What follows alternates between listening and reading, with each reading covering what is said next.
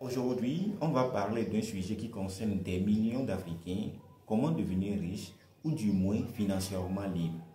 Quand on a un petit salaire par mois, beaucoup pensent que pour s'enrichir, il faut gagner gros, être héritier d'une fortune ou avoir une entreprise qui rapporte des millions de francs CFA.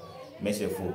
Ce que je vais partager avec vous aujourd'hui peut changer votre manière de voir l'argent, votre rapport avec votre propre revenu que vous apercevez par mois et surtout votre avenir financier.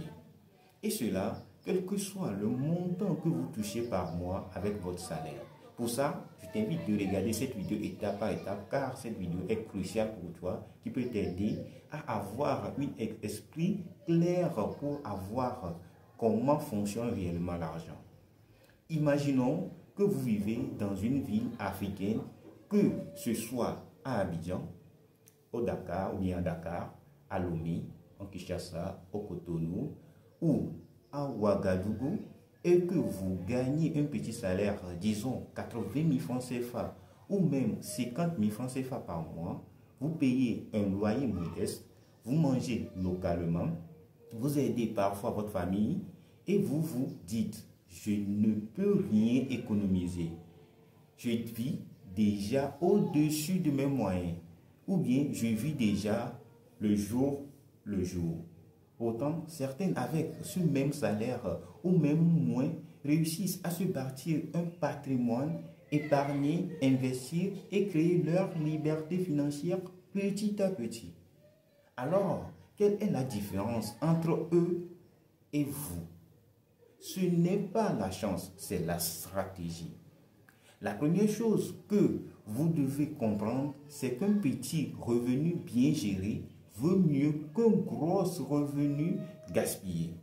Beaucoup de gens gagnent 200 000 francs par mois, 300 000 francs par mois ou même 500 000 francs par mois et sont toujours fauchés à la fin du mois. Pourquoi? Parce qu'ils dépensent tous, voire plus. Ils vivent au-dessus de leurs moyens, sans plan, sans discipline.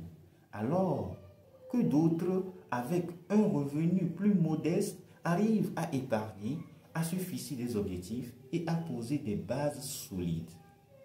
La première règle que je vais partager avec vous, c'est la règle des 50, 30, 20. C'est une méthode de gestion budgétaire qui a été popularisée en Occident, mais que j'ai adaptée à la réalité africaine. Voici comment elle fonctionne. Vous dites ou bien vous divisez vos revenus en trois grandes catégories.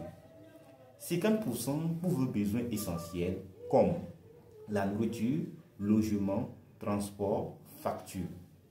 30% pour vos envies, vêtements, logiciels ou bien loisirs ou bien cadeaux ou bien n'importe quelle envie que tu as de sortir, d'aller n'importe où et 20% pour épargne et les investissements. Si vous gagnez 80 000 par mois, ça veut dire 40 000 francs pour les besoins de base, 24 000 francs pour les envies et 16 000 francs à mettre de côté. Si vous trouvez ça difficile, c'est peut-être que vous vivez au-dessus de vos moyens. Et c'est là qu'il faut faire des ajustements. Par exemple, peut-être que vous pouvez réduire vos dépenses en trouvant un colocataire pour partager votre loyer. En cuisinant chez vous au lieu de manger dehors pour dépenser encore plus d'argent. Car acheter dehors, ça dépense encore plus d'argent. Ou en coupant les abonnements inutiles.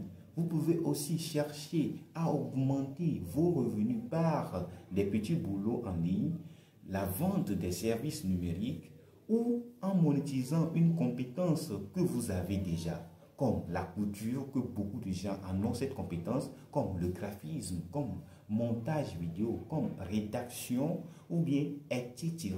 d'autres compétences que vous avez que vous pouvez monétiser. Mais revenons à l'épargne. Une fois que vous avez vos 20%, même si ce n'est que 10 000 francs par mois, il faut savoir quoi en faire. C'est le plus important. Ce n'est pas l'épargne pour épargner, c'est l'épargne pour investir. Il existe aujourd'hui même en Afrique, de nombreuses opportunités d'investissement accessibles avec peu d'argent. Les tontines modernes, les coopératives d'épargne, les applications d'investissement mobile, la crypto-monnaie pour les plus informés, le plus essentiel. Il faut être informé avant d'investir dans les crypto-monnaies, les petits commerces ou même acheter des outils pour lancer une activité comme Blender pour vendre du jus, téléphone pour créer du contenu, etc., etc. Beaucoup de gens le font déjà. Tu peux voir leur exemple et te lancer. L'objectif ici, ce n'est pas de devenir riche en 2 mois. C'est de créer une habitude, de poser une base financière solide, car la richesse n'est pas un événement, c'est un processus. Et ce processus commence par la maîtrise de son argent. Ce que vous faites avec 50 000 francs CFA par mois déterminera ce que vous ferez ou bien ce que vous ferez avec 500 000 ou même 5 millions plus tard. Ça veut dire que si tu sais comment gérer 50 000, tu peux gérer même 5 milliards de francs CFA. Un autre point important, c'est la régularité. Ce n'est pas le montant qui compte, c'est la constance. Si vous investissez 15 000 par mois pendant 3 ans, vous aurez mis de côté 540 000 francs CFA. Et si vous investissez intelligemment avec un rendement moyen de 10% par mois, vous serez bien au-dessus de cela. Ce n'est pas la magie, c'est l'effet cumulé. Plus vous commencez tôt, plus votre argent travaille pour vous et vous allez gagner encore beaucoup plus d'argent. Il faut aussi changer votre mentalité. Ne dis plus « je suis pauvre », dis « je suis en construction ». Ne dis plus « je n'ai pas assez pour épargner ». Dis « je vais réorganiser mes dépenses pour créer de l'espace pour investir ». Votre esprit est votre premier capital. La richesse commence dans la tête, pas dans le portefeuille. Il faut avoir une mentalité positive et bien claire pour attirer la richesse. Formez-vous. Lisez des livres simples sur les finances personnelles. Suivez des chaînes YouTube comme celle-ci. Écoutez des podcasts. Suivez des formations gratuites ou à petit prix. L'éducation financière est une arme puissante, surtout en Afrique où elle n'est pas enseignée à l'école nulle part. Alors, il faut t'éduquer formellement pour avoir plus de connaissances dans les finances. Car nos parents n'ont pas fait. Il faut que nous, on ait plus d'informations sur comment gérer notre argent. Et surtout, ne vous comparez pas aux autres. Ce que vous voyez sur les réseaux sociaux n'est qu'une vitrine. Concentrez-vous sur votre propre chemin, votre discipline, vos petits progrès. Rappelez-vous, mieux vaut avancer lentement que de ne jamais commencer. Pour finir, sachez que les opportunités existent abondamment partout en Afrique.